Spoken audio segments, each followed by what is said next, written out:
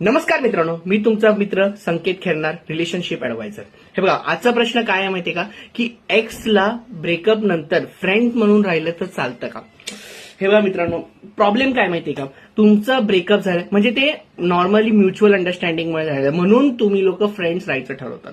But the issue is की जेव्हा तुम्ही तुमच्या एक्स बरोबर फ्रेंडशिपमध्ये राहता ना, पण तुम्हाला ती घाणेरडी सवय येते, स्टेटस काय करतोय, तो काय करतोय, कोणावर फोटो टाकले, कुठे फिरायला गेला. त्यामुळे काय होतं म्हणजे जेव्हा तुम्हाला मूव्ह ऑन होण्यासाठी जे 5 या 6 महिने लागणार असतात, पण तुम्ही असं फ्रेंडशिपमध्ये राहून तुम्हाला मूव्ह ऑन होण्यासाठी नाही म्हणून तरी 1 ते 2 वर्ष लागतील तुमच्या पास्ट रिलेशन पासून मूव्ह ऑन होण्यासाठी. त्यामुळे मी तुम्हाला एक विनंती करतो की ब्रेकअप झाल्यानंतर चुपचाप तुमच्या एक्स कोण पण असो, किती भारी असो, किती कमी असो, टोम्या असो, काही रिझनमुळे ब्रेकअप झालं, सीधा ब्लॉक करून टाका. जीवनात नकोच.